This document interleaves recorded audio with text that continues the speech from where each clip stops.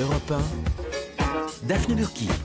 Vous écoutez Europe 1, mais c'est l'heure des conseils du docteur Pierre Zec. C'est l'heure de Bonjour Docteur. Oh chérie, chérie, convino au drive-in. Faire câlin, câlin, faire câlin, câlin. Faire câlin, câline. Elle a tout appris à Julien Doré, Coco Câline. Oui. C'est la même chose. Hein.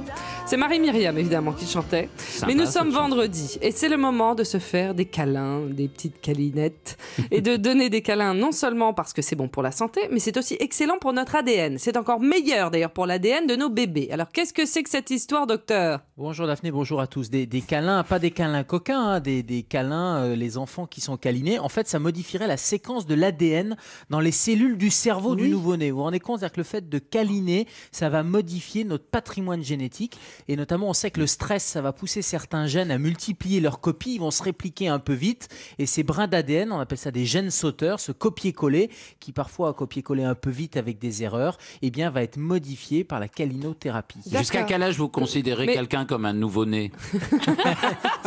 C'est une bonne question, parce que là, la question, c'était avant ou après le sevrage, par exemple, maternel. Moi, j'allais vous demander surtout comment est-ce qu'ils ont déduit ça? Qu'est-ce qu'ils ont fait comme Alors, expérience? c'est des nouveau-nés un peu particuliers, c'est des nouveau-nés souris. Ah oui.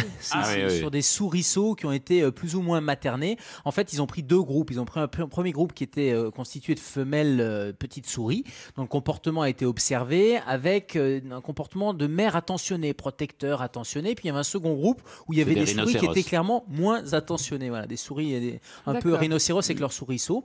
Et en fait, les chercheurs ont démontré qu'il existait un lien, une corrélation inverse entre ce nombre de gènes copiés-collés et dans les cellules Incroyable. cérébrales, dans le cerveau, et le degré de maternage. Et alors, Plus oui. ça maternait, finalement, D'accord. moins il y avait de gènes qui étaient copiés-collés, moins il y avait de stress. Mais c'est une Incroyable. différence importante. Oui. Ah oui, c'est une différence qui est importante et c'est surtout une différence qui est reproduite et qui est reproduite et qui se poursuit. C'est-à-dire qu'il y a un suivi postérieur des nouveau-nés qui a été fait. Ils ont même validé leurs hypothèses. C'est une vraie étude. Alors certes, c'est pas in vivo chez l'être humain, mais globalement après ils ont inversé les bébés, etc. Ils se sont aperçus que ils retrouvaient cette corrélation et que les nouveau-nés qui avaient subi de nombreux copier-coller génétiques, hein, donc qui n'avaient pas été maternés, devenaient des adultes souris plus stressés et inadaptés. Vous êtes en train de nous dire que l'amour peut vaincre la génétique. Enfin, en tout cas, qu'elle peut, Peut modifier notre agir sur la ADN. génétique. ouais. Modifier la génétique, ça s'appelle l'épigénétique, mais ça c'est une excellente Incroyable. nouvelle parce que ça veut dire quel que soit son patrimoine génétique, eh bien on peut l'influencer de manière positive, alors évidemment de manière négative. À chaque fois quand Incroyable. je vous dis, vous savez, il faut manger équilibré, etc., ou faire de l'activité physique, ça modifie la génétique.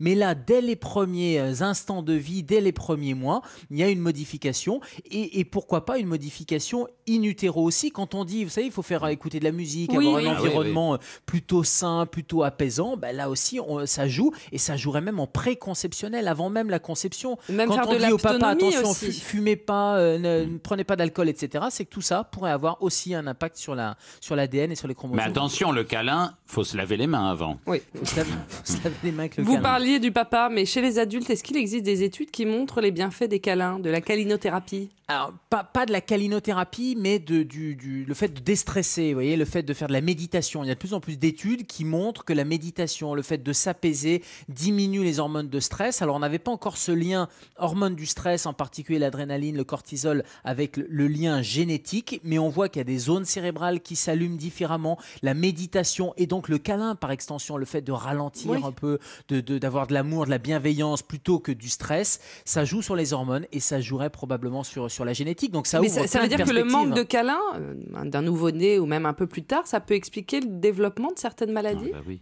Là, en tout cas, chez les souriceaux, ça les montrait avec des personnalités un comportement plus stressé et inadapté. Et ça ouvre des perspectives pour l'interprétation génétique de certaines pathologies psychiatriques ou neurologiques, très clairement. C'est-à-dire que la dépression, la schizophrénie chez les humains, on pourrait imaginer que ça joue aussi à l'échelle génétique. Et pourquoi pas avec cette période qui était une période d'avant-sevrage. Ça se fait très tôt, c'est entre 0 et 1 an. Mais je ne sais pas si c'est de la pensée magique, mais on dit que de temps en temps, entre parents, dans un câlin, les immunités elles-mêmes communiquent et se renforcent mutuellement. Il y a probablement de la pensée magique. En revanche, le lien entre pensée positive, psychologie positive, pensée positive et système immunitaire, il est démontré parce que là, il passe pas par la génétique, mais il passe par le cortisol. On sait que quand vous êtes stressé, il y a plus de cortisol et il y a moins d'immunité. Regardez, quand vous êtes fatigué, vous êtes crevé en période hivernale, etc., il y a plus de stress. Généralement, on chope toutes les infections qui passent. En revanche, quand on est dans une période un peu plus calme, généralement, on a une immunité qui est renforcée. Oui. C'est quelque chose qui est en train d'être démontré sur le cancer également, parce que le cancer, c'est quoi? C'est de la multiplication de cellules, vous voyez, de cellules d'ADN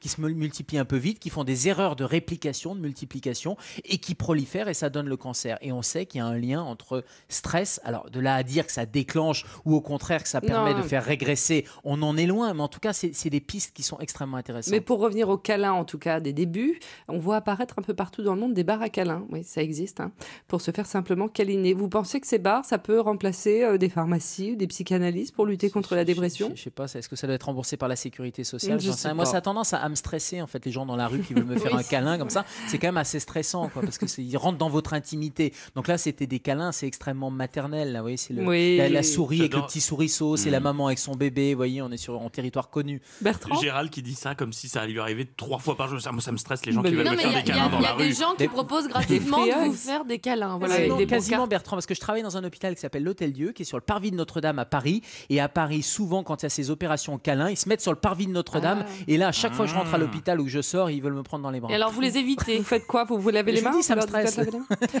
Je vous envoie Bébert le câlineur, c'est le meilleur de notre équipe. Bon, Je l'imagine, Bébert, déjà. merci beaucoup. En tout cas, docteur, on vous retrouve lundi. Europe Europe 1.